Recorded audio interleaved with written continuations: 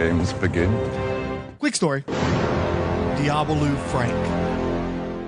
Me and the girlfriend went to Universal Studios. Probably kind of a bad idea because we'd gone to Six Flags earlier in the year and had ridden real roller coasters. So it's kind of hard to like hop onto a Universal Studios roller coaster and be super impressed. There were a few good ones though. The Simpsons one was pretty cool. A lot of the Harry Potter stuff was good. But while we were there, I definitely, we had to eat. You're basically living off of the theme park. And so when I saw that they had a Universal Monsters Cafe, it's like, okay, well, we're definitely going to eat there at least once. Yeah, I was there 5 years ago. You've got these different sections that are devoted to the various Universal monsters, and they're running like clips from the movies. I don't know if it's legit stuff from the movies or if it's just like prop, like memorabilia, like fake probably reproductions. Yeah. They get a lot of sun exposure and shit. They've changed it since I've been there because I don't remember it set up that way. I didn't have too much impression of it because it was just this little restaurant that just have a lot of pictures of the Universal monsters of the movie. Yeah. It was nothing. I don't remember what I ordered. I think I ordered like a burger and a fries. I mean, what's monster about that? Mm-hmm. I mean, the calories maybe, that's like, oh my God. It was nice seeing the pictures and everything, but it's something that I can watch on the internet. It was okay, but it was pretty sad because it was very small, not impressive. And they also had those paintings by that artist you liked so much. Yeah. Do you want to tell a little story you had too about the convention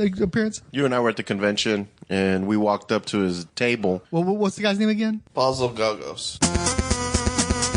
Fryhole. Just a real famous monster artist. Did all the famous Monsters magazine covers. Did a bunch of movie posters from back in the day. And we walk up and there's like no one at his table. Super nice guy. He had some original art there. It was really expensive, but I really wish now looking back I would have bought it. Because he passed on just a few years later, right? No, did he pass on? God, I did. No shit, he did. Yeah, he died September 13th of 2017. So we probably saw him like 2011 then. Yeah. Was it that far back? Yeah. I remember we walked up to the table and Fryho said... I can't believe I didn't know he died. Really? Mister Fixit. I just remember you told me this is a travesty because if these people knew who he was, there'd be a line around the door. Yeah, if it was like... those monster cons and stuff, he's like your main guest, and it was just, it sucked, like we said. We walked up to him, and we were sitting there talking, we talked to him for a good while. What was almost disgraceful, though, was his wife. What? Because she was, like, pimping him out, remember? Oh, yeah. He was like, oh, yeah, I'll take a picture or anything, and she's like... $5. Yeah. It was just, she wanted to charge for everything. Yeah. And he was like, he just liked to be, you could tell he was just hanging out with the fan. Because you were there, and there was a couple other guys that walked up, and they were just, like, praising him, and... you could see he was getting, like, he enjoyed that people enjoyed his art. But, yeah, his wife was just, like, putting price tags on everything. Well, then, yeah, we were, you know what? I was going to buy some of his more expensive stuff, but she was like, cash only. Yeah. Cash no only. Card. Remember, and I gave you the last of my cash to buy that, one picture. To buy the signed I mean, the artwork was gorgeous. These must have been, like, old, just, like, sketches he had done. Basically, it looked like they were going through his sketchbook and just selling the sketches. So I don't know if he was hard up on times, but he was really cool. And I know Fryho was going nuts. Like, he wanted to take a picture with him, and we did, didn't we? I took a picture with you. Yeah. I got a picture with him. Yeah, he was a really nice old guy. So they had that guy's paintings all throughout that cafe. I kind of flashed back to that. It's like, this is a horror con. There'd be lines to this dude, but there's nobody there. It's just like basically me and him. Here I'm at this theme park, and they got stuff from Sony's Men in Black, and they got the Blues Brothers traveling around. They got tons of Harry Potter stuff because that's where most of the action was, Harry Potter. This is Universal Studios, man. This was the house built on horror. This is the Universal Monsters Cafe, and this is like the only thing that indicates they ever even had any monsters in the first place. And I'm thinking too, it's like, okay, this is still, they're trying to make this Dark Universe thing happen. They're trying to build up a whole new like shared universe of properties related to their monsters. This is their park and they're doing fuck all to do anything about their monsters. Frustrated me.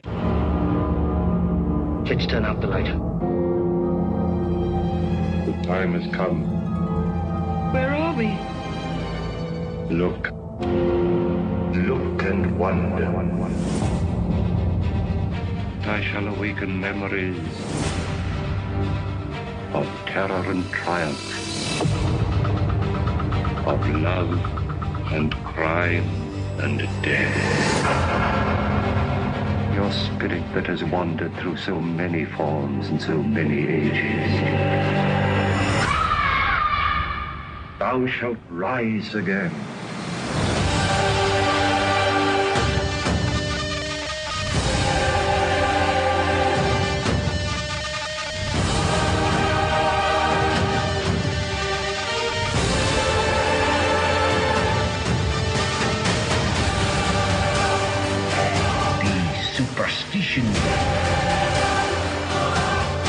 yesterday and become the reality of today.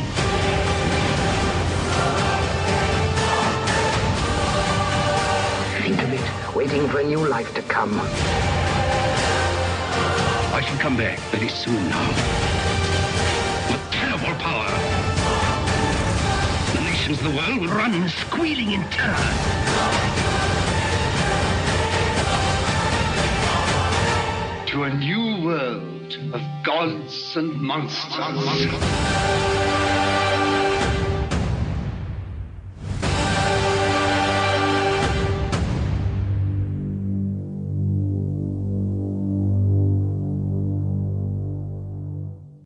Pekita Trotamundos. Tom Cruise was actually supposed to be in a reboot of Van Helsing, and then when that didn't happen, he got moved over to The Mummy. That's why he was in that. Well, what did you think of The Mummy? I do not like Tom Cruise whatsoever. You like The Vampire Lestat too, though, right? Or, sorry, Interview with the Vampire? Pretty much started from that movie. I like the movie itself, of course, Brad Pitt and Antonio Banderas, but it's just the Tom Cruise part that always like turned me down in that movie, and I never realized that it was him, and now I cannot even watch that movie because it's just annoys me so much. The premise of it, I guess it's okay. I liked Princess Amanette backstory, and I liked Sofia Boutella, and I thought the visuals were really striking. Yes, but it was okay. It wasn't like, oh my god, this is a fantastic story. I think that the only thing that kept it from being a total blob, a total like disaster movie is like the backstories. I don't remember exactly how it ended, or I just blocked it out of my mind. Probably I was already like half dozed out by the time that it was the end of the movie. Well, I remember you were arguing with me that the Mummy movie should have been about the Mummy, and I pointed out that Tom Cruise becomes the Mummy at the end, so it was kind of sort of all about the Mummy. You just didn't know until the end. Except he's not really a mummy, though, because he's been possessed by a god. That doesn't make him a mummy. To me, the Mummy is about Egyptian time, before the Common Era. What was that with that character from The Blast from the Past? Oh, Brendan Fraser. Yeah. So, you know that movie, The Mummy? I like that story a lot because it was about this guy who created some pact with death or something like that, and then because he tried to control everything, the universe, and then they kind of punish him and they enclose him into this sarcophagus, and thousands of years later they open it up, and then you have like all this curse and everything. To me, that's how I imagine the Mummy. You know, so even if Tom Cruise becomes the Mummy, then it's just like actually he gets possessed. He is not the Mummy. He just gets possessed by this spirit. So it is not really the Mummy itself. So for me, like a more interesting story was the other movie. You're not a Brendan Fraser fan, but you like him okay. You enjoyed him in some of his movies. You like Rachel Weisz, and that was like her big like blockbuster debut. Like American audiences really started paying attention to her after The Mummy, and it's a movie that it didn't come pre-sold. People weren't in the market for a Mummy movie. They had to actually make a point of telling a good story. So they had engaging characters, and they got actors that you like, and they did an entertaining story that melded like Indiana Jones with horror elements, and they did something good. Where this other Mummy, they just assumed that people were going to see it because Tom Cruise was in it and because it was going to be a Marvel-style shared universe without actually giving you any reason without to see giving any story. The Mummy is actually a curse from the ancient gods of Egypt. Yeah, but it's not really a curse. You have the power of life over death, and you know you can call creatures at your whim and all this kind of stuff. It's like he's blessed, even though the guy's a douchebag with no personality. But yeah, and Fryhall was wondering why they went with the Mummy, and it's because of the money, because they made 3 Mummy movies in the last 15-20 years that did really well at the box office for the most part and caused spin-offs besides. So it makes sense that you would go with the Mummy because he's sort of pre-sold. Well, but obviously that didn't work out. So do you think that there's a market for another Mummy movie? And if what would you do to make the Mummy work since they've screwed it up so badly? Here's the thing. To me, besides the money thing about making the Mummy movie, okay, so you don't want to have another Dracula story because Dracula is like the Spider-Man. They just keep remaking it and making it and remaking it. I mean, how many fucking Spider-Mans we have so far? They were kind of pretty sick of vampires at this, and then it was the whole Twilight crap. You can actually do like a Monster of Frankenstein movie and it will be okay, but I think your more secure bet is going with the Mummy because it has such a rich story. Well, and you're allowed to have variations with the Mummy. Frankenstein, everybody kind of knows that story. People know the story of Dracula, so if you play with it too much, much it feels wrong, but because we're all so familiar with those stories, you don't really need to see another presentation of it. So if you're going to do Frankenstein or Dracula, you really need to do like Spider-Man Homecoming, where you just toss all the origin stuff out and just start, we already know who these guys are. Just start telling a new story with them. But with the Mummy, you can actually come up with a whole new story about why the Mummy is, because the Mummy story isn't as set in stone as the other ones. Because the mummies are not scary. I mean, it can be scary, but we are in an era right now where all the Universal monsters, they're not scary anymore because we are so saturated by them that it's not scary. But instead of you give them like a rich story, it's like, for example, the Sinister movie with the demon in there. Although they didn't give too much history on it, but at least you make it more like mythological, more like, oh my God, this guy is bad. But it also, if you actually put in more history of why he became the mummy and why he's doing what he's doing, is he angry, is he sad, upset, lost, or whatever, then I will feel more engaged with the character and not just like, okay, well, this is the mummy, he's the bad guy, he's the hero, he's trying to fight the mummy, and then they're just gonna end up the mummy will have been dead, and that's it. Well, that has been done for like decades. Yeah, well, it's you mentioned Sinister. Bagul isn't a particularly developed monster, but determining what the lore is, because the movie is a mystery about what Bagul is and what the motivations are and how it operates. You could do something like that with a Mummy where you're coming at it sideways. My thing too with the mummies are that since those movies are still relatively recent, they're less than 20 years old, although not by very much longer, you could actually still get those actors. You could still get Fraser and Weiss and all these other people that appear in these movies. You could have them come back and do some cameo type things and kind of tell a mummy story instead of telling a story about the dark universe, featuring those actors in modern times. Either they're descendants or they're just like kind of cameos and take advantage of that. But especially you can take advantage of a franchise Viagra The Rock, who starred in The Scorpion King and was part of The Mummy Returns. I didn't realize they've made 5 Scorpion King movies.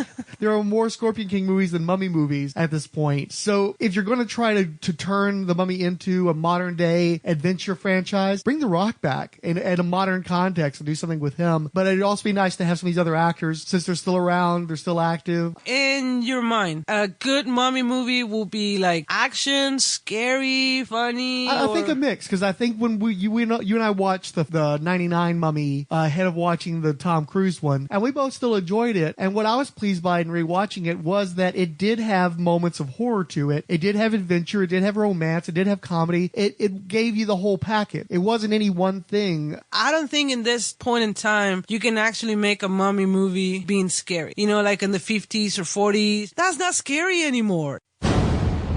Igor, you and I shall be at the very heart of a scientific enterprise that will change the world. We shall create a life out of death. It's alive. Do you realize how significant this is? Oh, I have an inkling.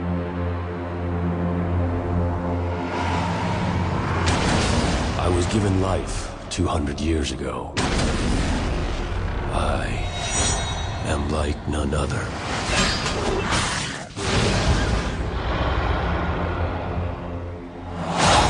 I know who you are. I'm a monster. You're only a monster if you behave like one. There's a war humans don't know about. It's been going on for centuries. Could mean the end of all mankind.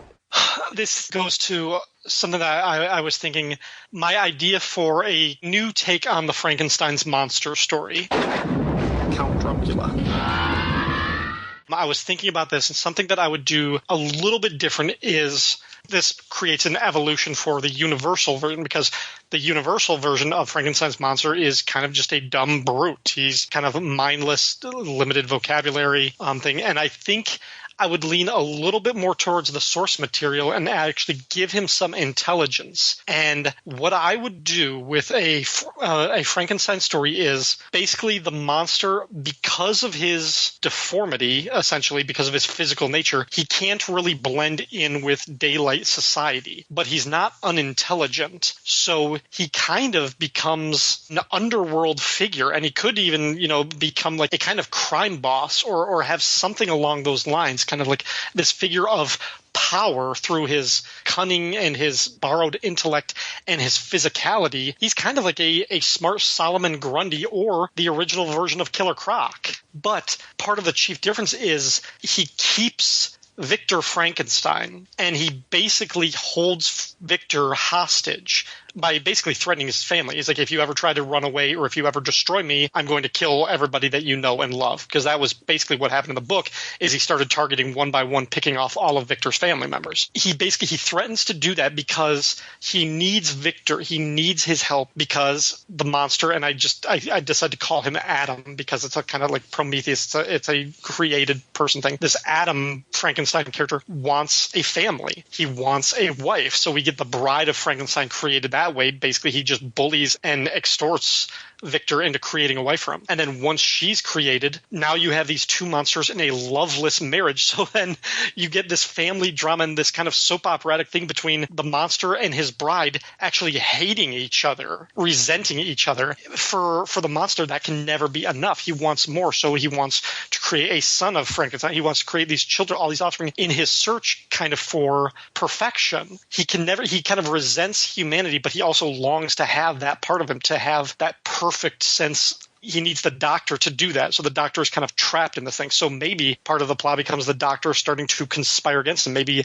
and if we're doing a shared universe, then maybe we pit Dracula against the monster. They become rivals. Maybe the Dracula comes to the new world, fighting over the same turf in a weird kind of gang warfare type of thing. Maybe they think the blood of Dracula, the blood of the vampire, might be some kind of X factor that can create the perfect kind of humanoid golem that the Frankenstein is looking for. Maybe he thinks that will be the one thing that can kill the monster. I don't know. It was just something that I thought of, like taking Frankenstein in a different way would be to have him still with that kind of ultron need to better himself, to improve himself, and to keep creating more of himself in that image of man, but needing the doctor to do that, and therefore kind of holding him hostage. So what do you think of that? Well, I mean, that's a theme that goes back to the book with the character. One of the main image from the book that is in my mind from when I read it when I was a kid, I read like a young reader's version of it that was still surprisingly graphic. And it also had the Power record that adapted the Marvel comic. But there's this one scene where the monster wants a bride. He's lonely. There's no one else for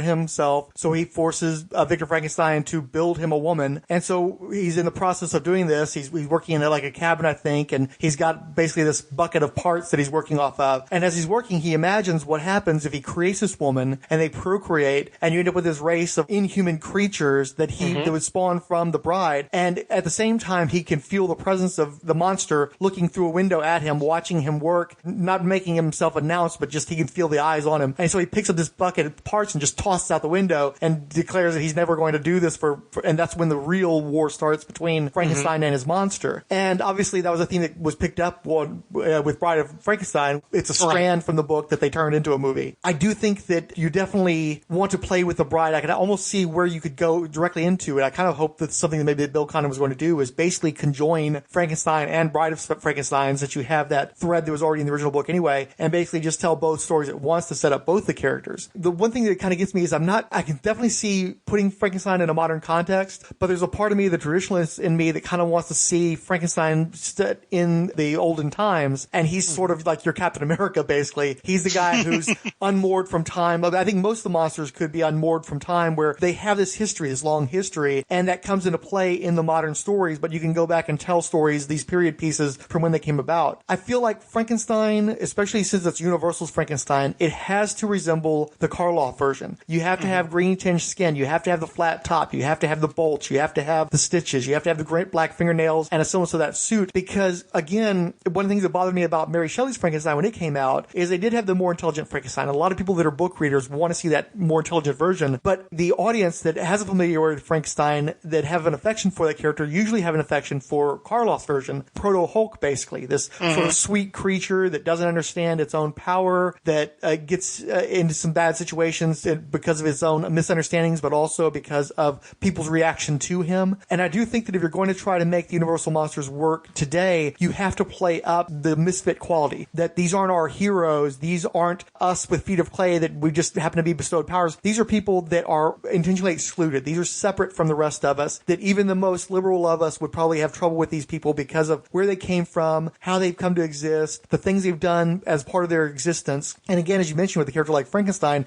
he can't exist in a normal society, so he's probably going to have to done some pretty horrific things to survive, potentially being a gang lord. I'm actually picturing Tombstone from the Spider-Man comic books, who... Yes, there you go. I don't know that I would necessarily want to see him come up from that, like, as his origin story, but I could see that being a place where he goes to, basically marrying our two notions where, yes, he was back, he's a period character, but now in a modern context, the only way he can survive is by being, Johnny Badass, Victor Gang Lord, whatever the hell. And I vaguely remember, I think Mark Hempel actually did like a gangster version of Frankenstein as a comic book, where he had the Tommy gun and a fedora and everything else. And it had like a punny name, but I cannot remember what it was called now. But I could definitely see that working. And I definitely think you're onto something by having a version of Victor Frankenstein, whether it's the original version or a descendant or what have you. But I think that scientist makes more sense as your Nick Fury, this guy that's going to pop up from movie to movie as an experimenter, as an explorer of these monstrosities in our world. That makes sense to me. And that he's the guy who seems like a utilitarian player. That's the kind of character you have as Night Nurse in the Netflix Marvel series, So yeah, I definitely see that working, and that's absolutely. I'm not sure that you've got to completely throw out the Mummy, but I think you need to kind of play with the context. Like the idea of Prodigium, it's a terrible name. Of what? Prodigium. That's the company that Dr. Jekyll worked for. The group, really? The secret the secret organization. It is. If Frank told you, it is. He's researched it. He's got it I'm charted. not questioning him. I didn't remember. Yeah, nobody does because it's a terrible name. But obviously they're set up to be the Shield. They've got like the arm of the creature from the Black Lagoon, and they've got all this other kind of shit. And they're set up as being like this group that's trying to defend the world against the monsters. And that's Shield. And there's already, Monarch over in the Monsterverse is already doing Shield. Everybody's trying to do a Shield type thing. So if you got to blow that up because you don't have horror if you have a secret government organization that's saving everybody. But if that organization is actually working toward evil, Dr. Jekyll. Me and Fry had already talked about this, where Jekyll was actually hunting them down. Remember, we were talking about. I said that's what I wanted to see was Jekyll hunting down monsters to cage them, like almost like the collector type mentality, where he's like, "This is a prize. Like I want to own everything." That id personality, where I need it's me,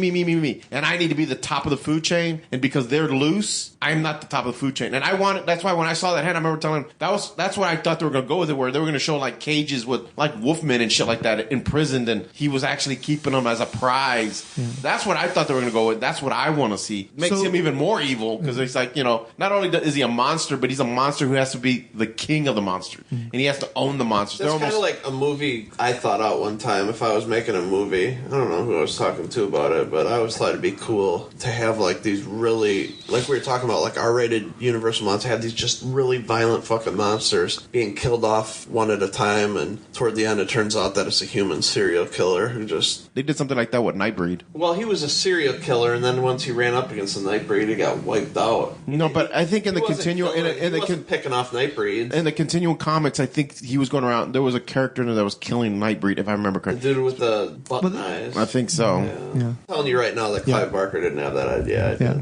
I did, Clive Barker. That's kind of like Cabin in the Woods, though, where that could be that type of organization where they're actually... This is what scares me, is someone has already done all these ideas in other movies. What do you come up fresh for Universal that someone hasn't already done somewhere else? Let's be honest. Dude, I truly think there's people who love monsters that work there, but they didn't come up with the whole concept because they love monsters. All goes back to, I want to be rich. Yeah. And I want what they have. And they overestimated, and they got greedy. But let's say Dr. Jekyll is running an organization like the one from Cabin in the Woods, where they're basically collecting all the monsters for some purpose. They were sacrificing to a dark god, right? Yeah. Okay, so let's say maybe Jekyll got exposed to... What are we talking about? You never seen Cabin in the Woods? Oh, yeah. Yeah. Remember how they had the big organization that Sigourney Weaver was working for and shit? Yeah. They were doing that because they had to appease like a fear god or something, right? So what if Dr. Jekyll and Mr. Hyde, what if they're working for like Cthulhu or some shit? Maybe they're gathering the monsters for like a genocidal event. They're actually collecting the monsters in order to kill people. Maybe they're trying to change the environment. Maybe they're afraid the environment's going to be hostile. So they're unleashing the monsters to kill all the humans. So I hate this, you asshole. Environment. I wrote a short story like that where, remember, I think I told you one time, okay, monsters were just aliens playing with our DNA to create create monsters to wipe out humans, but humans were populating too fast, and that was my main theme through the whole little short story I wrote. And I think I told you that that's like the first time I sat there and like wrote a real short story. It felt really weird writing it. The what? What? Asshole.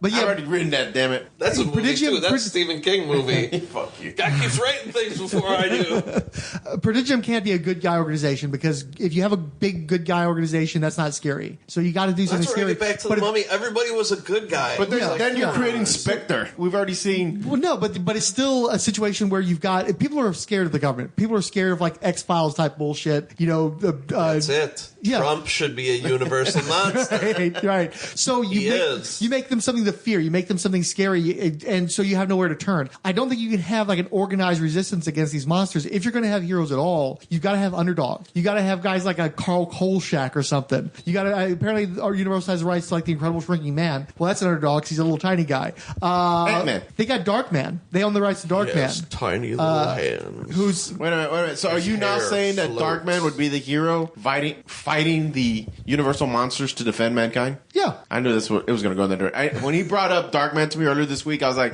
Darkman's somehow going to be brought into this. But when you think about Darkman, doesn't have that spectacular of a power. He's stronger than most people. He's smart. He can do the whole face changing thing, but otherwise he's just a dude. I always saw him as like Phantom of the Opera. Yeah, and he definitely drew from the Universal Monsters, so it's a situation where a character who's inspired by them is actually kind of combating them to some degree. But I don't think the movie should actually be about the heroes. I think it's probably more about the monsters, but I think that they have to be monsters. They should be sympathetic, like what you talked about. You should be able to plug into them. Like the Hulk, again, he does heroic stuff. He does help to fend off alien invasions and stuff, but he's also extremely destructive and dangerous. And there is, even his friends don't know whether or not they want him around because he's just not safe. In the comics, he got exiled to Sakaar by Mr. Fantastic and Iron Man because they recognized that they couldn't deal with him anymore. So if the Universal Monsters are more like the Hulk and less like Captain America, I think you can make that work where they're sympathetic, where they can be directed to fight against an organization like Prodigium that's looking at global extinction. They're still monsters. They still kill individuals. They still do bad stuff, but you can still root for them under the right circumstances, just the same way you do with Deadpool. He's not a good guy. He's a fucking mercenary assassin for hire, but when he's fighting guys who are even worse than him, he's heroic by a contrast.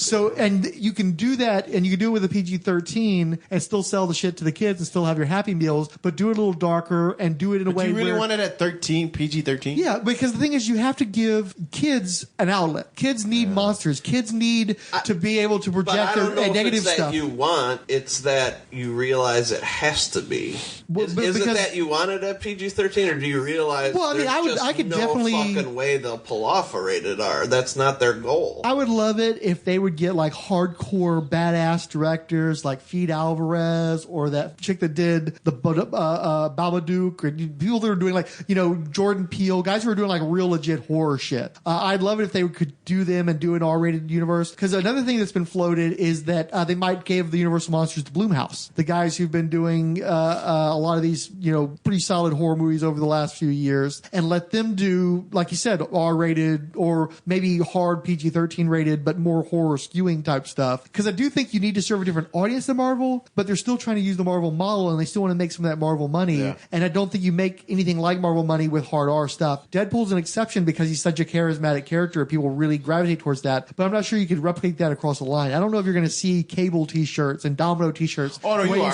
you are absolutely going to see that. You think shit. so? Oh, absolutely, dude.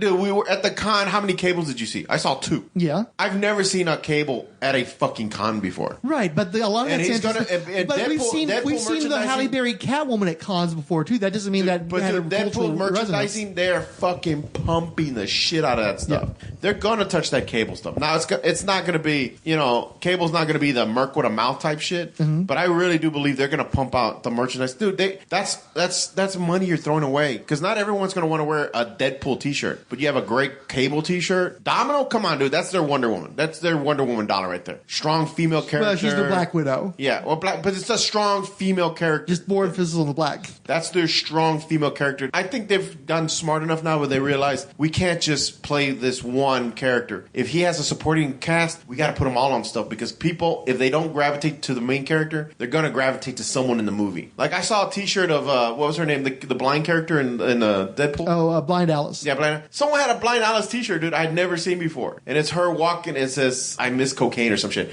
I was like, dude, that's fucking awesome. I'd never seen it. I was like, I almost wanted to ask the guy, like, where did you buy that t-shirt? Because that's just because it took me a minute to realize what it was from. I was like, what is that from? And then I realized it's Blind Alice from fucking Deadpool. Dude, come on. That might be a niche t-shirt, but still, you know, I thought it was cool.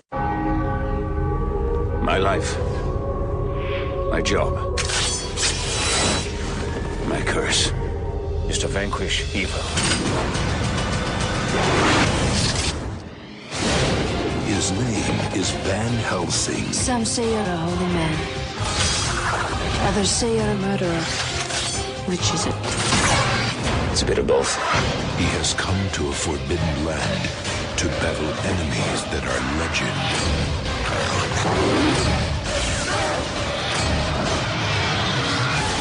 Oh my God. This summer, evil has one name to fear. Hugh Jackman is Van Helsing.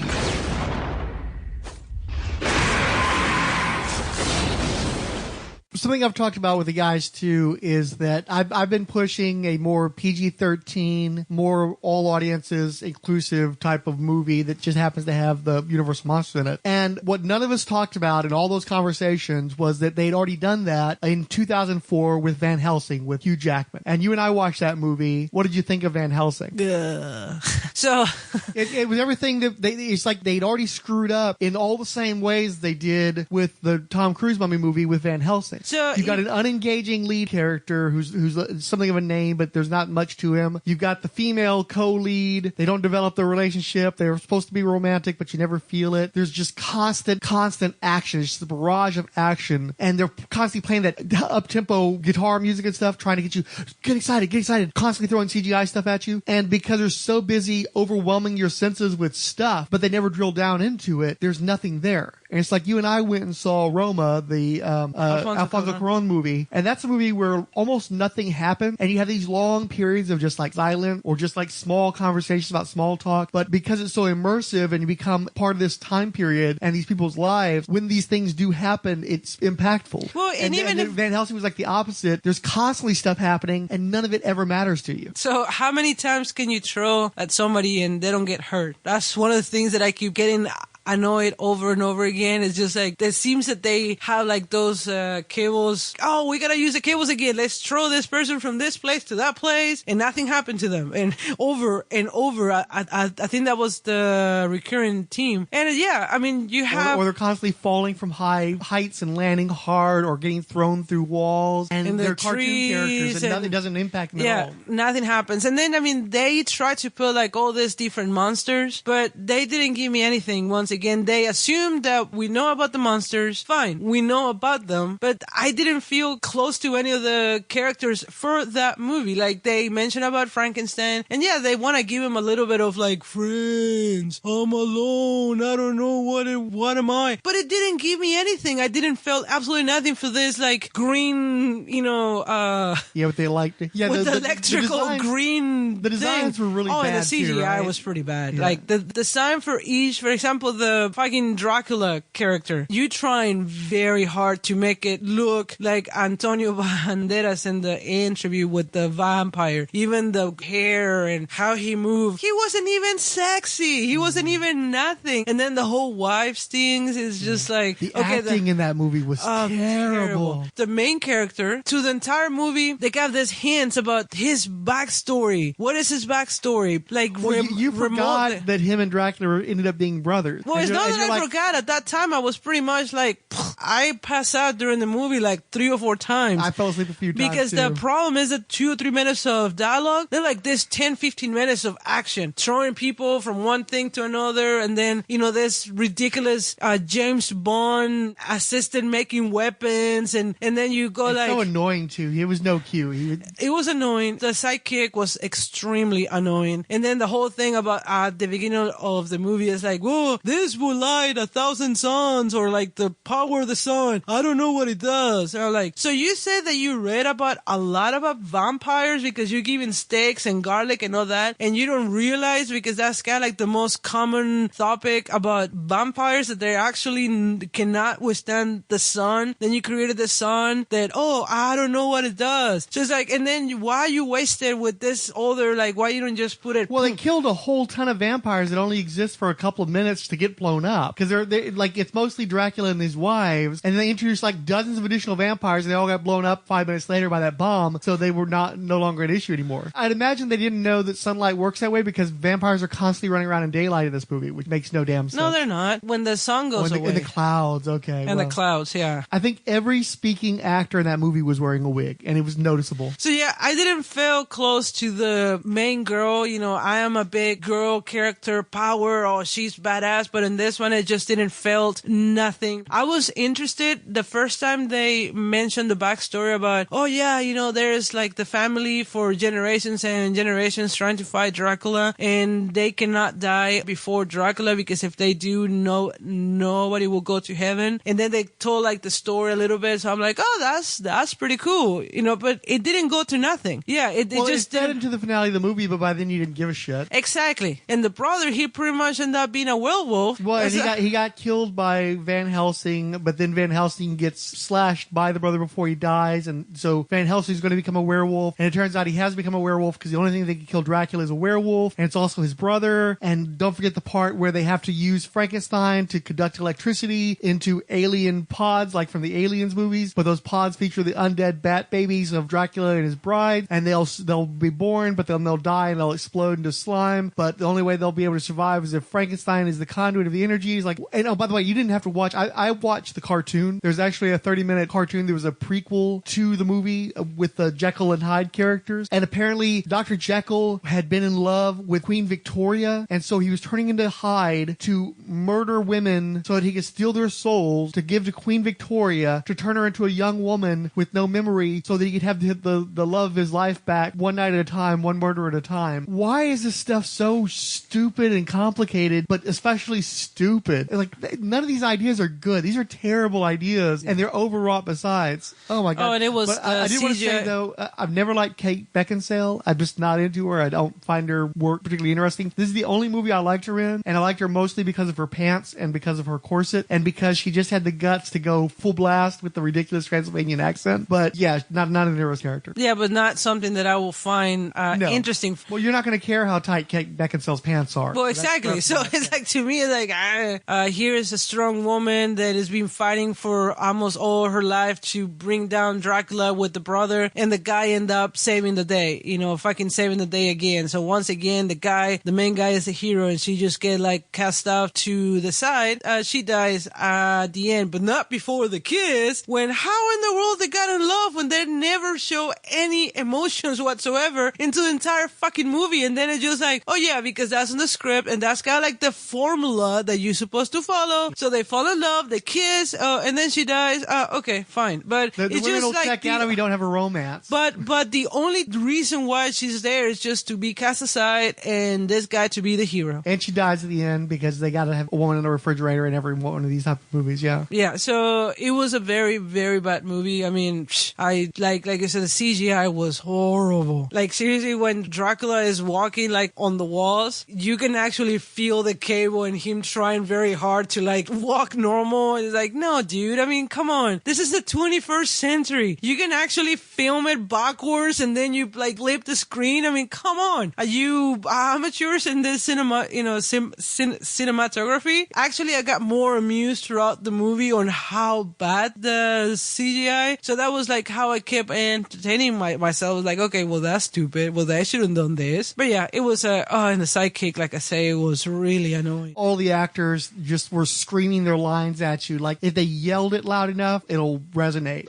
But terrible acting in this movie. But now, in your opinion, what movie do you start out with then? Well, I'm not sure you start with the movie. Why did the X-Men come out in the year 2000? Because the fucking cartoon built an audience for the X-Men live action movie. Iron Man had cartoons back in the 90s before they did the Iron Man movie. You build it somewhere. You make cartoons. You make books for like children's books, like golden books and shit. You get them in early and you start building the audience that way. Where's the cartoons? Well, where's the multimedia? Where's the video games? And you can't say cartoons don't work because let's take a simple. We haven't even thought of what if they partnered up with Netflix. Yeah. Look at Castlevania. Yeah. Castlevania is an old freaking video game. I understand there's been many reincarnations of it, even up. Oh no, that animated one on there is freaking great. That is strictly horror. Yeah. It did extremely well. It's good. It's good. I liked it. Are you seriously telling? I mean, if Universal wouldn't even, that's where it comes down to again. Their decision making. You get with Netflix on that, they'll probably pay for most of the damn thing because they know that they're going to get more ratings. And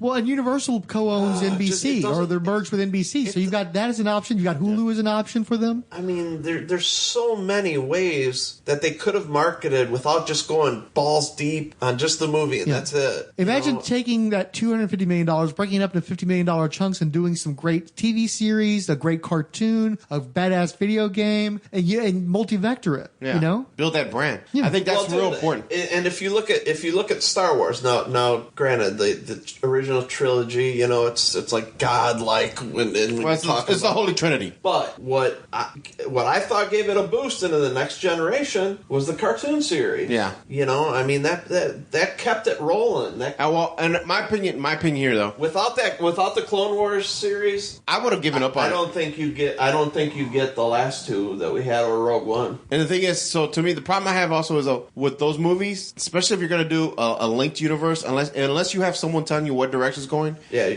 You got to have the same director, or if not the same director, not the same storyteller. Director, like you said, you have to have somebody at the helm who can play the long game and who knows who cares about the property too. Yeah, this is the direction we're going. I mean, George or Disney, when they took over Star Wars, as much as tons of fans hated that they killed that expanded universe, it was kind of smart of Disney to say this is what we're going to focus on, and they brought in little bits of that here and there for fans, but this is what we're going to do. And but they also have Kathleen Kennedy, who I know has rubbed some folks the wrong way, but she still obviously passionately cares about Star Wars, protects it, and it's all being served as a guiding force. The last two movies, I've gone back and rewatched them, and you're right, dude. Don't tell me that the movies that made over $1 billion each and have spawned like tons of new fans coming into Star Wars. Don't tell me that was a bad job. Just because it didn't work for you didn't mean it was a bad job. No, they're bad movies. I don't like them either, but that doesn't mean they're objectively bad. No, they did their job.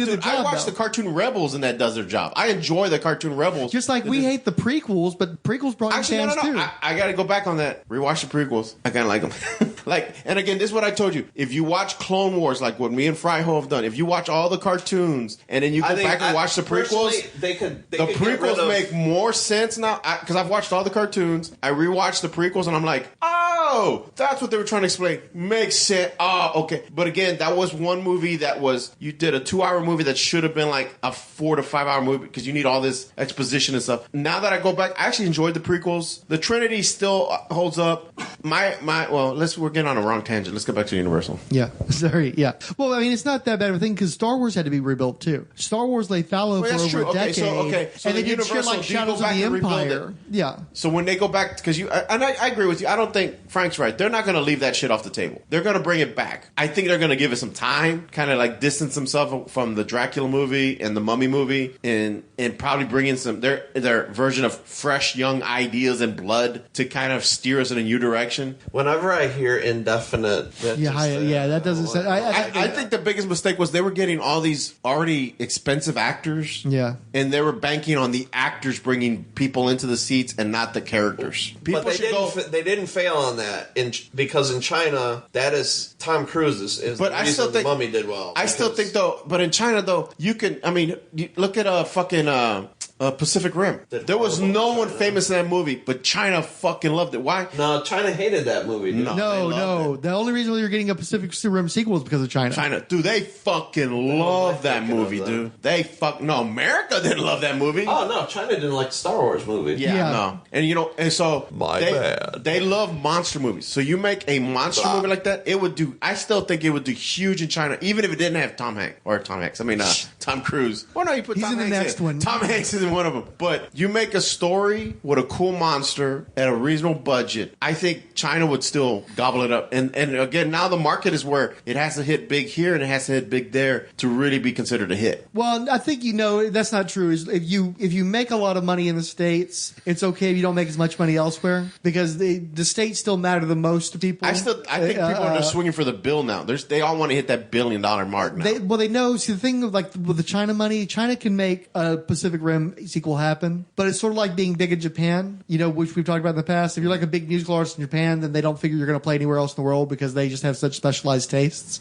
And I think China's the same way. There's movies that just don't do anywhere else, and China can subsidize those movies and absorb those movies and make sure they turn a profit. They can even get sequels greenlit, but nobody's trying to build franchises off of what China's going to buy. Well, because I just watched The Great Wall, and I thought it was a good movie. Fun movie. And it did horrible here. Yeah. But it did really good in China, didn't it? It did. Like it was. China doesn't care as much about representation because they're surrounded by Chinese people. It's about the Great Wall, though. So Yeah. I mean, you kind of figured that. Yeah, well, and everybody they know they're Chinese is Chinese, so like having one white guy hanging out with the rest of them isn't really that big of a deal. Where having a white guy star for Asian Americans is a huge deal. So, but anyway, so do y'all have any specific ideas though, in terms of like what character should they focus on? Should they even have heroes? What? I think we've kind of explained most of those. Pretty much covered all that. Then I think honestly, if they're gonna reboot, I start with a Frankenstein movie, horror style. One of the big three. Yeah. You got to come out with one of your known characters. I personally say I want a rated R movie, but you do a horror movie, a true horror movie. You don't have to hook the fucking little kids in yet, but just get that brand out there again. Like people care about. Wow, did you see that Frankenstein movie? Dude, that was freaking awesome. Because to me, it seemed like people made Frankenstein movies and then they started going to the original.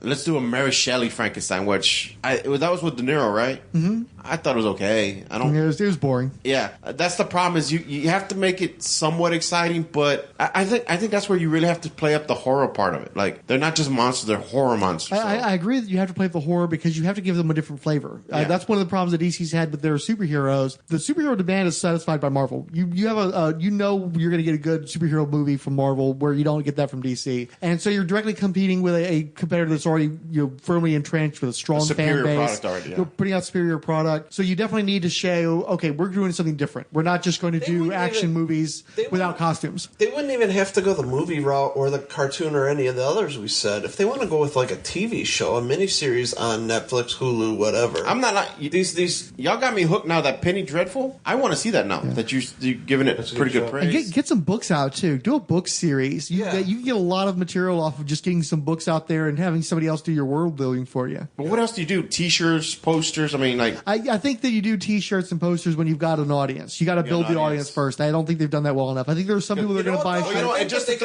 just to those out there, I wore that T-shirt you bought me, the King Kong fighting the T-Rex at the little convention we went to, and at least 3 times that I can remember, I got stopped and people were asking me, "Oh wow, did you get that at the MonsterCon?" And I'm like, "No, my buddy bought it for me." "Oh, do you know when the MonsterCon's coming back? Because it was here and it was a good show." And then I'm like, "I don't know what this is." Like, no, I said, "My buddy." Understand? Right? Yeah, I was not confused. From around here. Yeah, well, no, I was sitting. I'm like, so you already have a convention of monster movies that I've never heard of, and I'm on the echelon of nerdom. Like this is something I should have heard of, but I've never heard of this. Why is this I've advertised? heard of MonsterCon and stuff in New York, and I've never heard of where I was anywhere near it. So, but I think Universal should kind of, hey, let's get some of these old, Well, here's my thing, and it goes back to Walmart. If you go to the men's section for $7, they have a billion different franchise T-shirts that are kind of odd and goofy. Dude, I buy T-shirts all the time, and even though I'm badass, and half of them don't fit right after the first washing. Make 3X longer, not wider. It was 25 years ago that my father found him. He was torn to pieces and half-eaten. Whatever did it was big, and buckshot couldn't kill it. After that, my father went home and cast silver bullets. Wouldn't leave the house on a full moon from then on.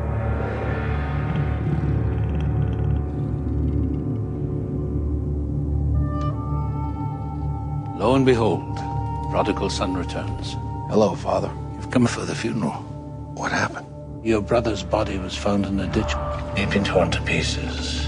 If there's anything you need, please let me know. I want to know what happened to him. Francis Aberline, Scotland Yard. I cannot stress enough the mortal peril you're in. What kind of animal could have done such a thing? You're risking your life. Darkness comes for you. He's been quite seriously injured. Thank you for staying with me. Now we know it's still out there. You were bitten by the beast. You bear his mark now. Do you believe in curses? You have to leave. What are you afraid of? There are those who doubt the power to change men into beasts. A beast has come among us. Terrible things, Lawrence. You've done terrible things. Be strong, son. Be strong. I am what they say I am. I'm a monster. I will kill all of you!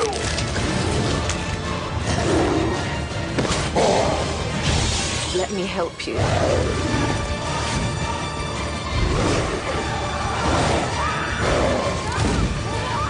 Beast will have its day.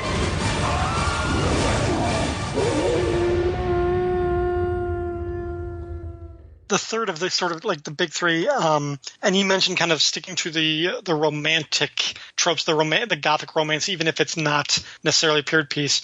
Thinking about the Wolfman, which has always been one of my favorite, and I like that Gothic trope of the cursed man, like the haunted man, like this sort of the duality and everything with that.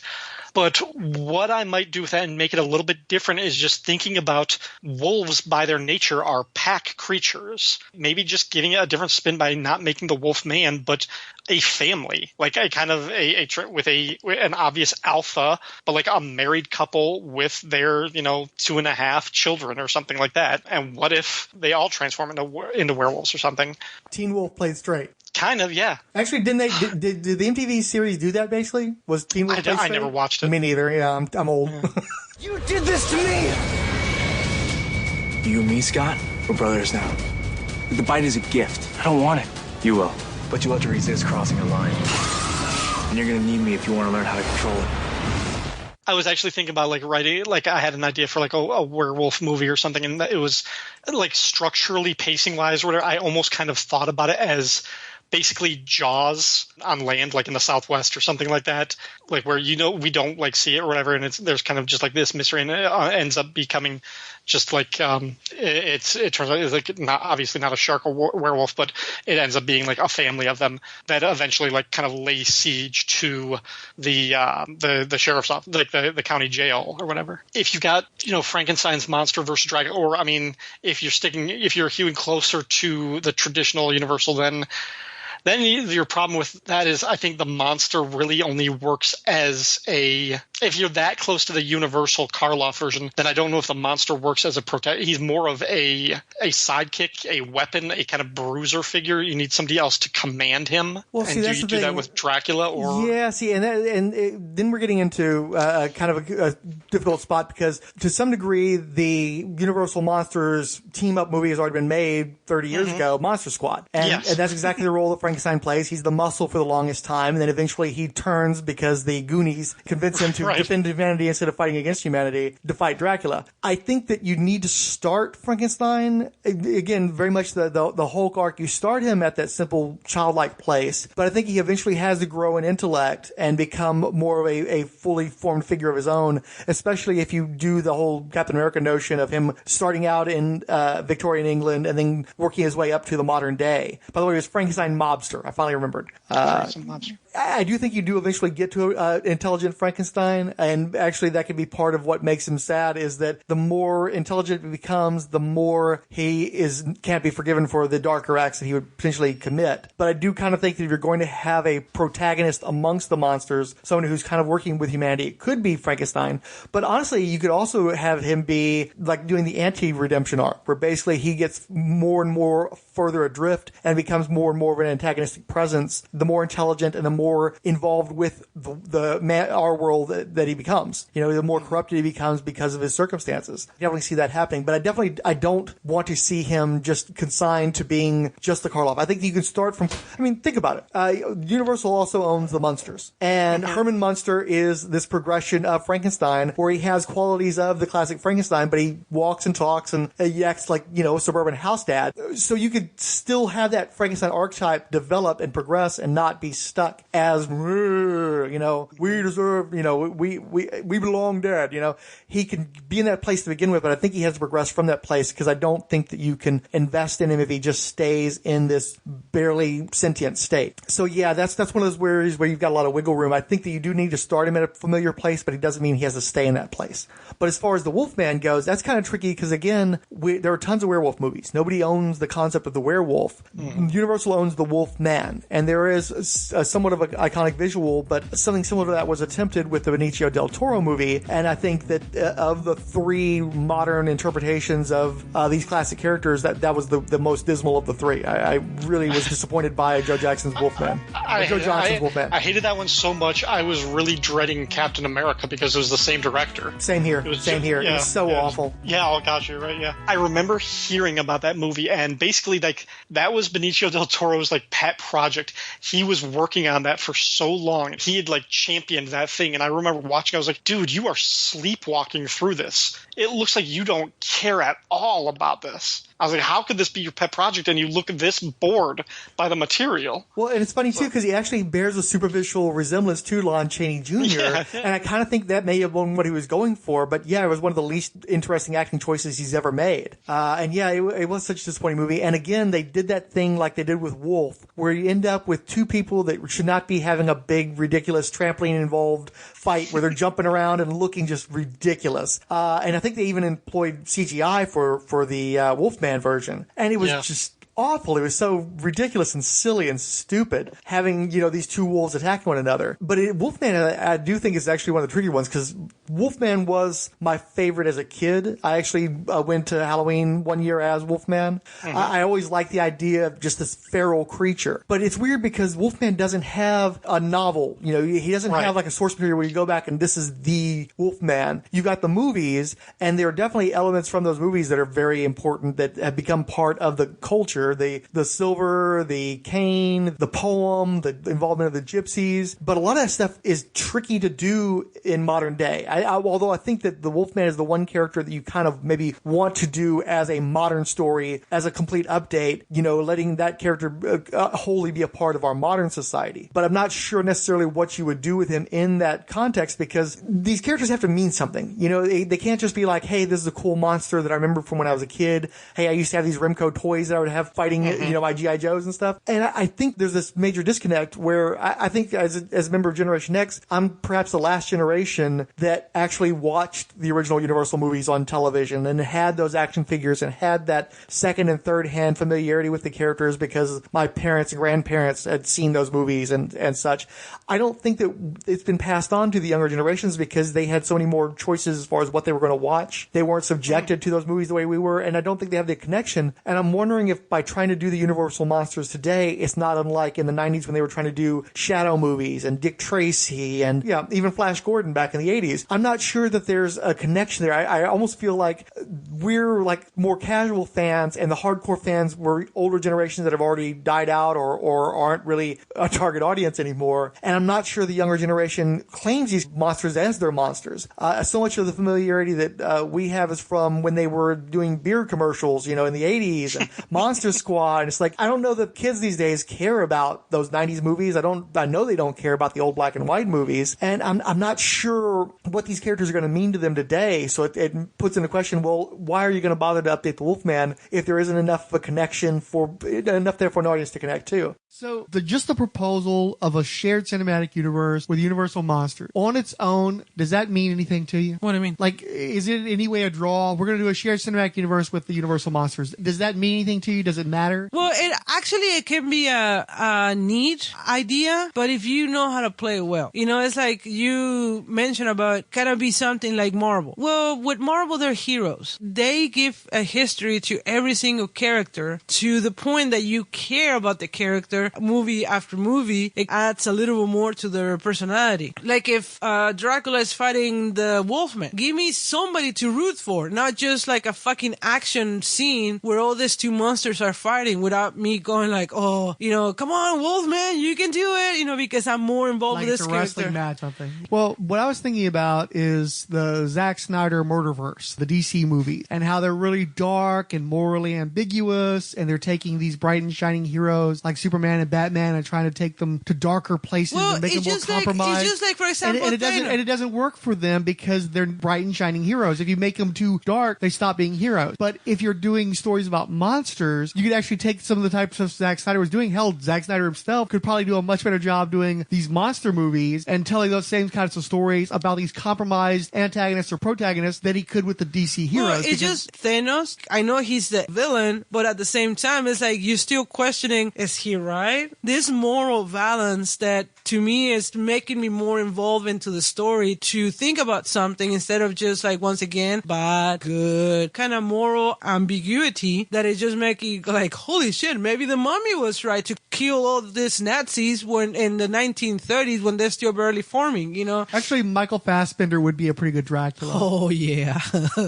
Especially, like, we've talked about how it'd be cool if they made Dracula the big bad, the scary dude in the Monsterverse. And imagine him having a sequence like Lord Vader had in Rogue One, where he just, like, you build up these guys, like Colonial Marine type dudes, maybe The Rock's leading them, maybe Hugh Jackman's one of them, and he just, like, walks in there and just starts wiping them out like they're nothing. How much respect would you suddenly have for Dracula if you built him up that way? Yeah, I mean, and that's... And, of course, if it was a sex bomb like Fassbender, you automatically have interest that you're not going to get from Rando from fucking Van Helsing. Exactly. And that's the beauty of this time, that we are allowed to talk about subjects that before they were taboo. Now you can actually bring all these weird topics that people still kind of like in the balance. Are this a good or is it bad? I don't know. I'm torn. Now you can actually exploit those topics because now we are allowed to. And that's just it too. In the context of monsters, in the context of horror, you've always been able to explore subjects that weren't forbidden elsewhere. From the very beginning, from all the earliest horror movies, you could always go places with horror because you're framing it in the context of what's wrong, what's evil, what's monstrous. But by going there, you're allowed to explore things you wouldn't have been able to in a normal quote-unquote movie. You have an opening for a fandom because you've talked about how you're experiencing superhero fatigue. They're not doing Harry Potter books anymore. They're not doing, not that you were a Twilight person, but they're not doing Twilight books anymore. They're still doing Harry Potter-ish movies.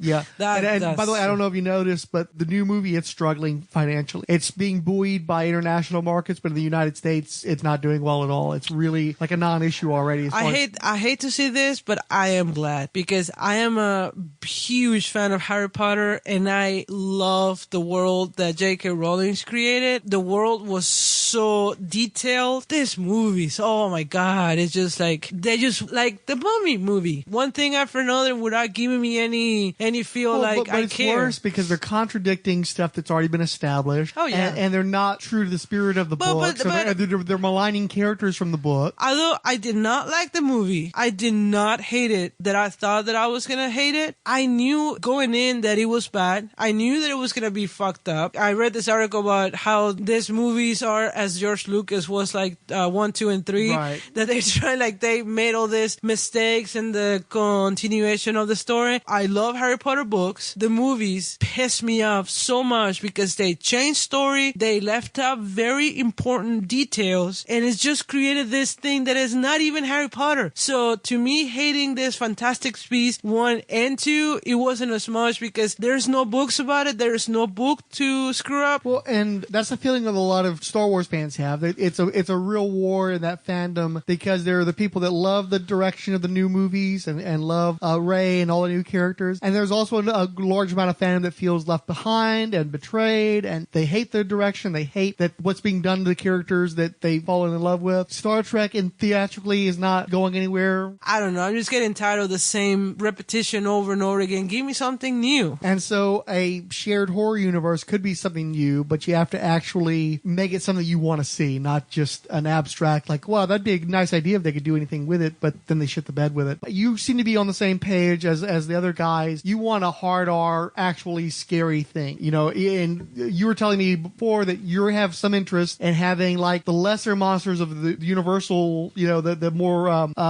friendly monsters going up against scarier stuff like Pennywise, Cthulhu, but not particularly those characters, but something like that. What about if it's like a bigger threat out there, and because they have supernatural powers, they can help the humans, and the humans can make a deal with them, to stop persecuting them, or I don't know, something more. It's like with coming back to the Harry Potter one in book 6, when the Prime Minister of the Muggles is like, oh, for God's sake, you can do magic, you can defeat these guys, and then the Prime Minister, ex-Prime Minister replies like, yeah, but the problem is that they can do magic too.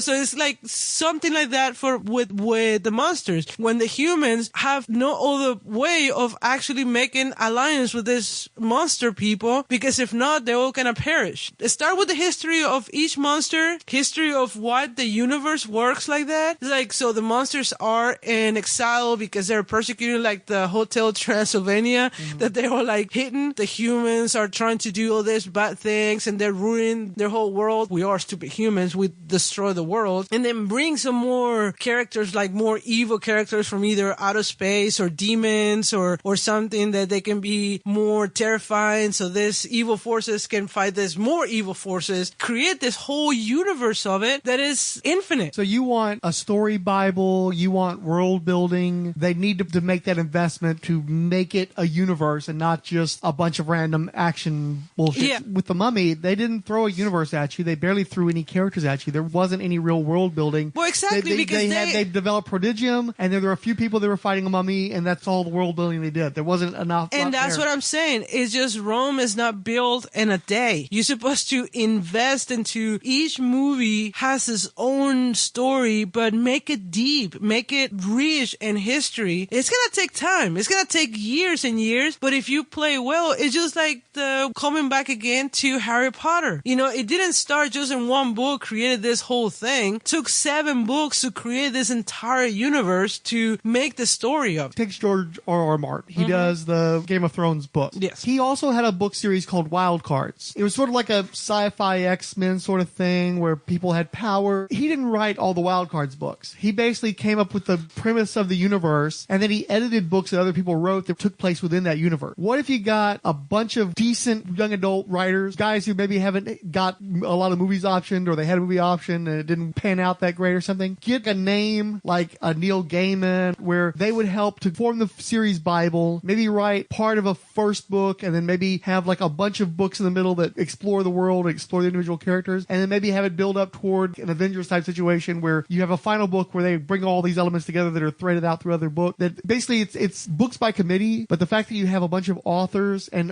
hopefully you be diverse with that style, too. Yeah. Because it's a bunch of books too, you can have a variety of women, you can have a variety of people of color, you can make sure that there's a good representation and a wide variety of voices, but they're all working to fulfill like this grander world building scheme, and you don't have to wait years and years to actually have enough books to make it worthwhile to even start trying to do the movie. Well, the main thing is, if you want to do that, the main thing is to pay attention to details. Do not contradict the universe from one book or from one movie to the next movie. Keep the same premises. Make rules. You cannot do this. You need to have an editor. You need to have a story Bible. Yeah, you want to make sure that you don't break this rule. This is the history. This is the story. This is why these things happen, and do not break those laws. You can write whatever because it's your own personality, but keep it with the rules of the universe. There's got to be some suspension of disbelief. You've got to be able to believe that this universe has laws, or else it falls apart because it becomes a fabrication. Do not make it inconsistent. And in terms of ratings, do you want an R-rated universe? To me, I will say yes. If for some reason this movie is a PG-13, then it will lose the scariness of it. So if you want to do it at PG-13, it will be better if you do some kind of like a comedy stuff, for which to me I'm not that interested in. I mean, to me as art movie or more like adult oriented will be better because you can explore more bizarre topics, more like people, with kids. Well, it's like there's this joke when they were both popular they were Twilight people, and then for grown-ups you had True Blood. And when True Blood was good, that's what you would be into. That's the sort of thing you'd want from this universe, is a more balls of the wall. Yeah. Give me more like ethics problems. You know, fuck some shit up. Yeah. Am I supposed to be okay with this decision of this person make to kill this person or to do something evil? Because those topics is like, you need to explore them if you want to make it more interested. In my book, if you want to keep it PG-13, man, you fucking do a comedy. And just like The Mummy in the one that I was talking to you about earlier with that funny guy, the blast from the past. Well, it's like you want to make all that all ages merchandising money and stuff, but the kids are eventually going to grow up. You're better off with an R-rated horror universe than with nothing at all, which is basically where they're at now. Yeah. Try to get everybody and you end up getting nobody. Or you can make it like the Harry Potter ones. Grow up with the kid. Yeah.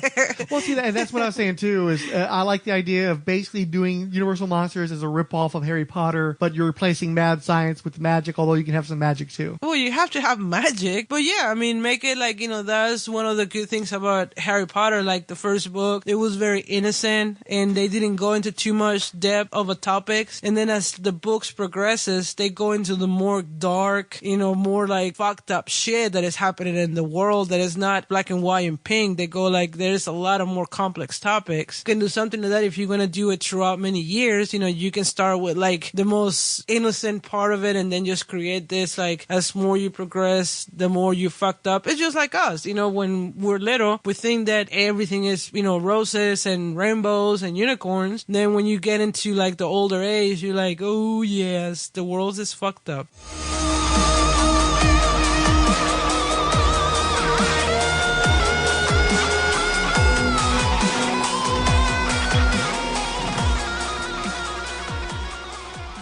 Again, going back to the Universal Studios thing. The big draw there is Harry Potter. Everything's about the fucking Harry Potter. They have a store where you go that's like, I guess from the movies, where you would buy a school uniform. They got another store you go to and you buy your wand. You got another store, that's where you do your banking. You got another store, that's where you buy your butterbeer. You know, you go to another store, that's where you get... I'm just imagining Frank walking through there and there's all these little potheads really loving this and he's just fucking has this vile look in his eyes of like... I'm like, how close am I to that? I'm like Ogre from Revenge of the Nerds. I'm just like, nerds!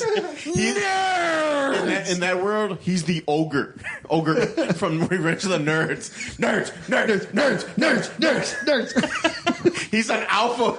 Were they alpha beta? Yeah. You were the alpha beta. I'm an alpha nerd bully, yes. Oh my God, dude. But look. Fucking such an elitist. But part of the reason why people fucking love that shit so much, and even I get into it a little bit, because here's the thing. You do not. Hold on. No, but I'm going to explain this. He had a butterbeer. I had a butterbeer. It's good when it's warm. No, he'll do that because it's fucking weird. And if you've ever eaten dinner with this son of a bitch, and you go to a seafood restaurant, and they're like, we have trout, we have bass. He goes, do you got any squid? How about some shark? Do you have any large octopus? Like, he's going to find the weirdest shit on the menu. Continue. I want to try something new. Butterbeer should only be drunk hot, by the way. That's the only way to drink butterbeer. I like that cold. Don't listen to him. Seriously? No, hot, man. It's fantastic. Oh, it doesn't taste right unless it's hot. What does it taste like? Butter. It tastes like a buttery cream soda.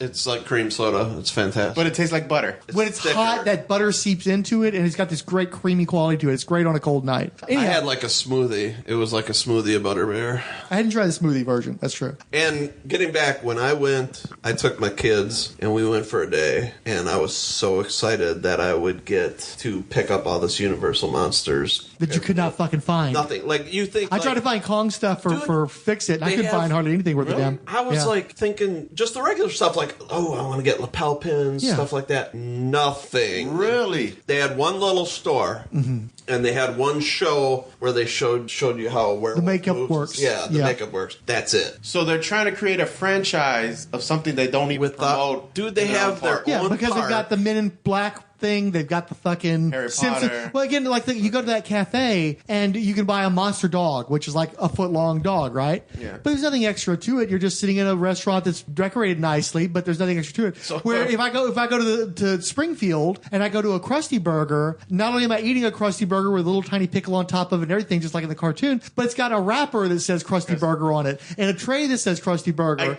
And then I go and I get the what is it, the drink that they have, the branded drink that Krusty Burger burger. Duff beer. Well, you get a Duff beer too, yeah. But you get a Duff beer, but they also have some kind of soda that's Krusty's like brand of soda, and you go to all these. Jizz, I don't know. And I'm eating at Moe's Tavern. You know, it's like it's this whole immersive experience. But then with the Universal Monsters, it's just a restaurant with a bunch of monster stuff I up. picture Frank walking in and go, "Excuse me, I ordered the monster dog. Shouldn't it have fur or scales or something?" You know, but there's nothing special about it. It's Should just it be invisible? Three-eyed fish sushi. Literally, in the entire restaurant, the most bland thing was the Monster Cafe because there was nothing special about any of it. It was just burgers, it was hot dogs, it was nachos. But see, you know what? There was nothing monster about any of that shit. If I was going to be an investor, I would have gone to that theme park and I saw that. I would have been like, they don't care enough about these characters to promote them within their own their own theme park, and yet they want to put $250 million behind a movie. That's ludicrous right there. I mean, they had a mummy ride, and it literally dated back to like the second mummy movie, and it lasted like 90 seconds. It was a good ride for 90 seconds. Yeah, the flames, it was hot in there too. It was cool to eat a Krusty burger with Krusty wrapper and drink a Buzz soda at the same time. But the thing that really lit her up was Harry Potter, because when you walk into the wizarding world, everything is there. The landmarks are there. The tchotchkes are there. You could buy a wand and then have that wand, use that wand to cast spells. And I think you need to create a Universal Monsters world that can be lived in the same way that Harry Potter is. Yeah, it'd be cooler if you could go to Dracula's castle and Frankenstein's castle and the mummy's tomb and actually explore these environments. We tried to do that because we went to that little undersea kingdom that they had, but those were old and they were cheesy and they weren't well kept up. Yeah, just build it up. Like the ride of the mummy. That was really cool. Give me a world. Give me something that I can actually feel that I'm immersed into that universe, like Harry Potter. Like seriously, when you enter to the Harry Potter world, I mean, it's gonna like give you chills because it's like, oh my god, it's like. Well, it's like you actually get to walk through the platform through mirrors. You can see yourself going through that one platform to get to the train to get. Yeah, and then you can play with the wands, no pun intended. But you can go play through with that wall to get into Diagon Alley. Like you mentioned, Dracula's castle. That would be pretty cool because who doesn't like going into a fucking scary castle? Yeah, it'd be really cool. Like you put on the 3D glasses and the things are lunging at you in the 3D. Since they're not physically there, they could really come at you and freak you out potentially. You know, so you don't play with that. And of course, you could get strapped into things and screw with gravity, drop you down holes, all kinds of cool stuff they could do. Where you've got these shared universe aspects and you've got these locations that you can reuse over and over again that draw you into it and make you a part of the story in a way that I don't think you can even do with the Marvel characters, because ultimately Marvel exists to sell these action figures and these t-shirts, and I think that they're somewhat limited in scope. I can't like with a Quentin Tarantino movie, go buy a pack of the gum, or I can't get the Red Apple cigarettes or the Blackjack gum or whatever was in those universes. But if you can take the Universal Monsters and give them those kind of things that like stimulate your brain, where it makes you part of that world, and you can create these sets that you reuse over and over again, the way they do with the Harry Potter movies, where you've got a group of actors that are in England that are great actors and they're all part of the same community, they all know each other and they all appear in the same films. If you can do that, if you could go to someplace like England and create that atmosphere and do it with Universal Monsters and use character actors that you automatically have an affection for because you've seen them and stuff, but they don't cost a ton of money. If you get like a Christopher Walken or a Stephen Tobolowsky or somebody, you're going to spot that guy and go, oh yeah, I love that person. Oh, there's Judy Greer. I want to see what's going to happen to her. Oh no, they killed Judy Greer.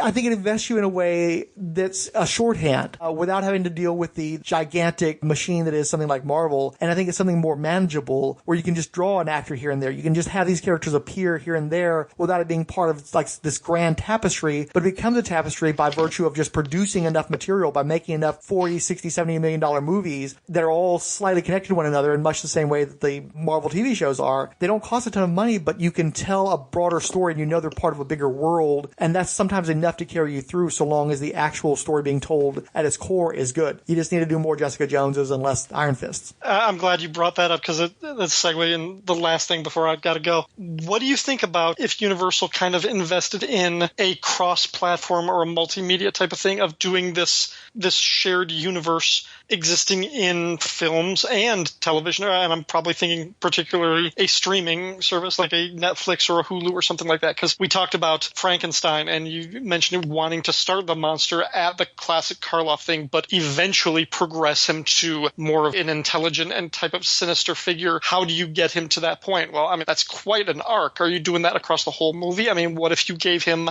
10 episodes to do that? Would that be a better vehicle to tell that particular story? be doing these in film and streaming television, or just television, or just film? What do you think are the benefits?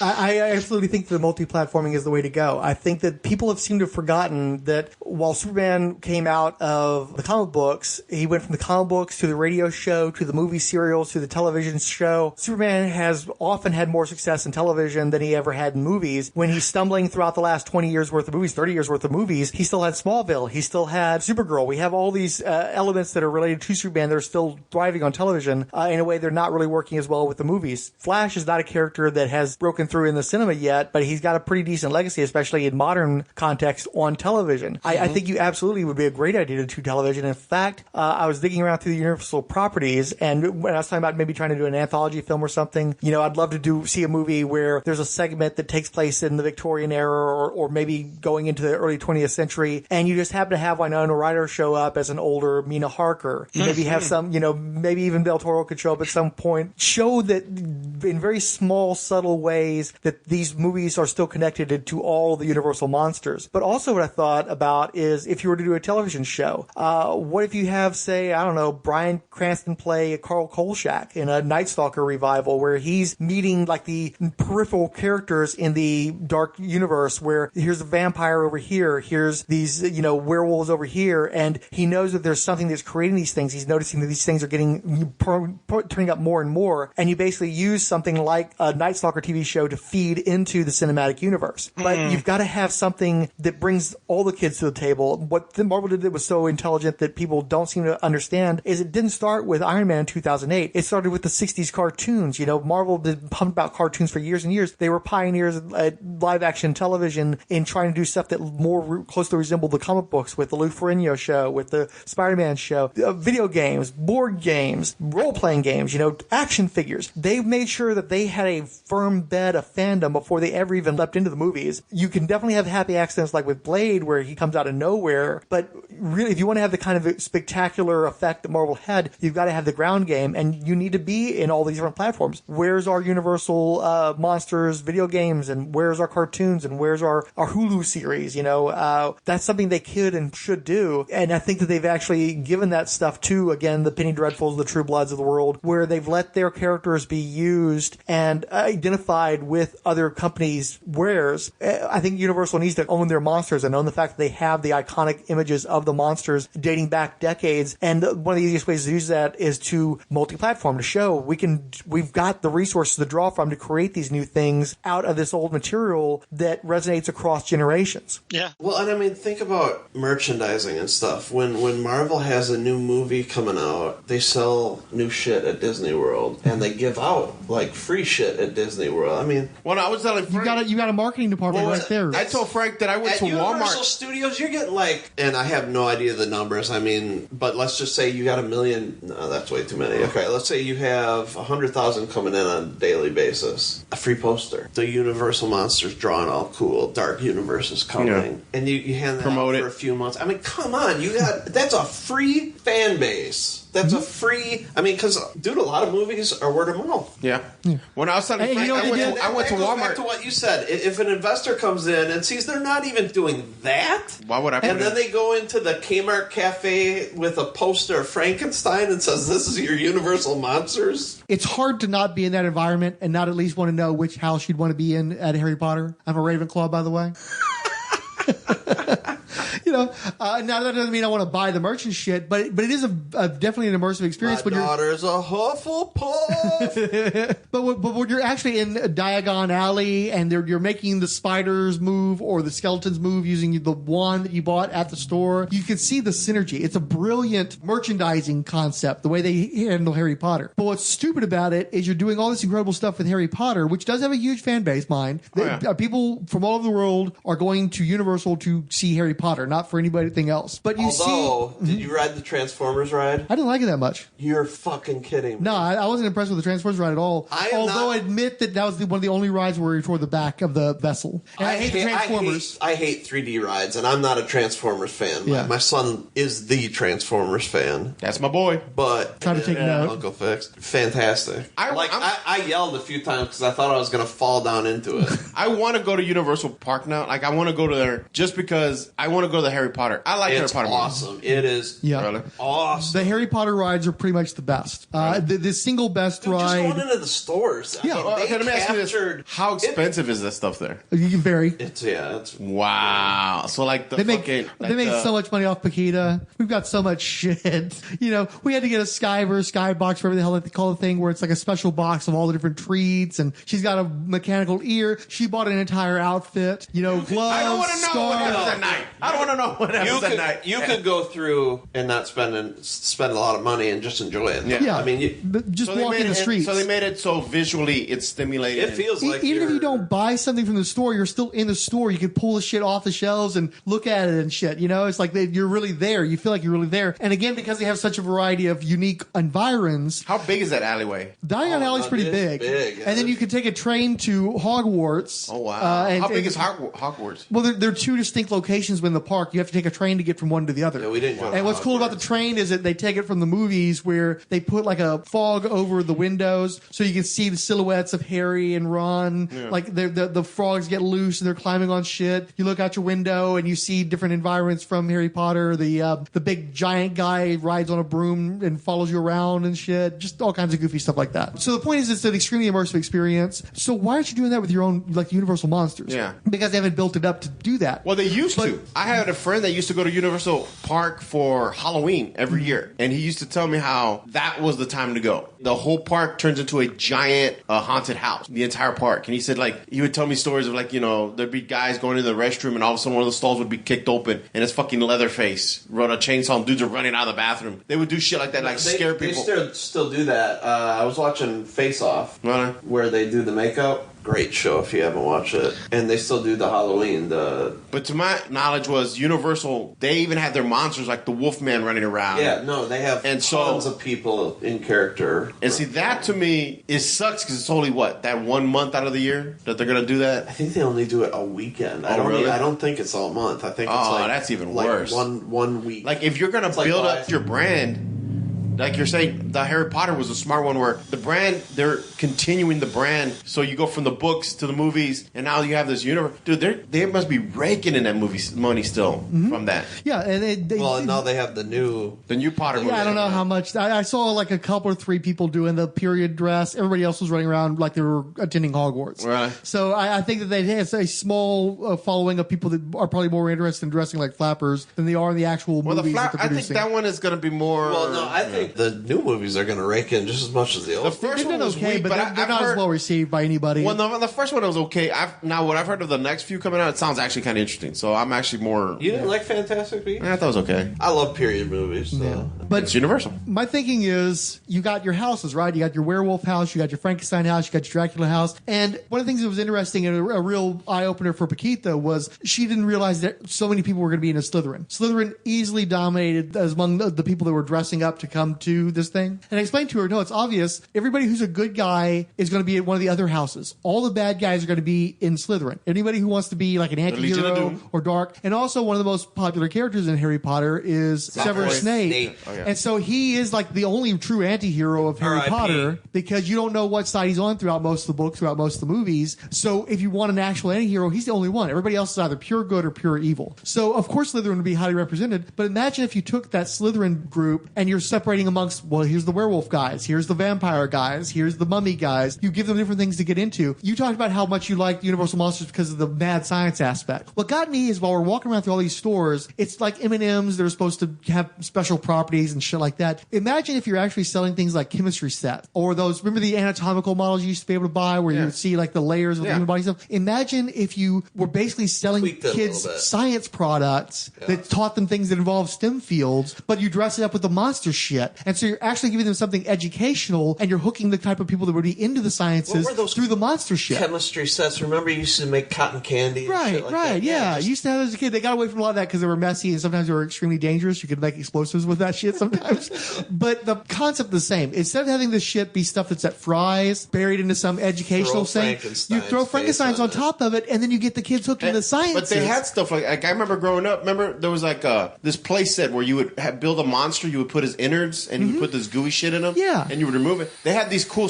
I remember... You remember these toys. Yeah. They had these toys where you bought this plastic monster. It was a skeletal. And you bought this clay stuff, and you would cover him, and you could shape whatever creature you wanted to, and then you would drop them in this vat of... Like, you would fill it with water, and you were supposed to put this stuff in there, and it would turn into some kind of... Like an acid. And you would drop the monster in there, and you would slowly see, like, the skin peeling off its bones. And then, of course, you could take that clay... It basically was just Play-Doh. Squeeze out the water, put it away. But it was... To me, it was such... That I think that's what turned me on to the science part was... These were toys that my mom and dad bought me that were based somewhat in science, but it was still monster related. And I really like those toys. I'm going to actually look them up now. Vividly remember playing with them a lot. I enjoyed playing with those more than G.I. Joe sometimes. This is one of those properties where, you always hear people talking about, I do this differently and do better or whatever, even though you have no experience. I literally think that us three could run it just as well as it's being run. Right, better. If they aren't willing to give out a free poster, right? What are you doing? Yeah. When you have a theme park that's all about an immersive experience, and you're not making that immersive experience something that you own and can do something with, they need and to build a fan base out of. If they can face the fact that, hey, we do have household names, but we don't have the Marvel or the Disney. Well, no, I think where's the ground we have to build it. Well, no, they used an old movie and like model. you said, they have to play a long game. You can't just jump in. I mean, personally, I think that's where DC went a little wrong. They didn't take their time, and they just I've been saying that since day one. But I think what it is they used an old movie model of we're going to make this movie, and then we're going to make a sequel to it. And like instead of doing what Marvel did, where they did one, link to the next one, link to the next one, link to the next, to the point where they don't even do linkage anymore. They're like, oh, it's already implied. Like when you watch this, it's already implied it's part of the universe. Yeah. We don't even have to explain it anymore. It's part of the brand now. Yeah. If you go internalized see, you go see Ragnarok, it has to do with all the Marvel movies, so don't worry about it. Where these movies had the long game, but they didn't start the building blocks of it. They thought, we're just going to say they're linked, and people are going to go with it because I think they were playing on the fact that Marvel did it. So if we say it, we're doing it. It's implied already. So come watch our movies because they're all linked. But again, like y'all said, no one gave a shit. No one cared about the mom. Anti-socialites responsible for encouraging this sordid endeavor include the 108th Sage, Ali Bats, Anime Freaks, Anime Nostalgia, Dr. Andrew, Batman and Popular Culture Conference at Bowling Green State University, Big Geezy 77, Cable Guide, Chris at Bath Books for Beginners, Coffee and Comics, Comics in the Golden Age, Dan O. French, Fishbonius Sound Design, Dabask, Derek William Crabb, Dr. G, The Nerdologist, Fanholes Podcast, Gregory Litchfield, Ebtsum, Gene Hendricks, The Hammer Strikes, Random Geeky Stuff, History of Comics on Film, Into the Weird, It's Plastic Man, Jeffrey Brown, Julie Duquesne, Justice's First Dawn, Heath G. Baker, Leah Scott Price, Max Romero, Miniloy, Morbid Market, Adele Abner Dracula, Professor Frenzy, Rad Adventures, Randy Caldwell, Resurrections and Adam Warlock and Fanos Podcast, Richard G., Ryan Daly, Secret Wars and Beyond Podcast, Siskoid, Tim Price, Tiny Toy Robot Z. Tracker Talk, Wonder Woman Warrior for Peace Podcast, and Zach Sally. Get down with the sickness, motherfucker. Get down with the sickness. Yeah, you're way too wired. Damn donuts. You're way too wired. What up?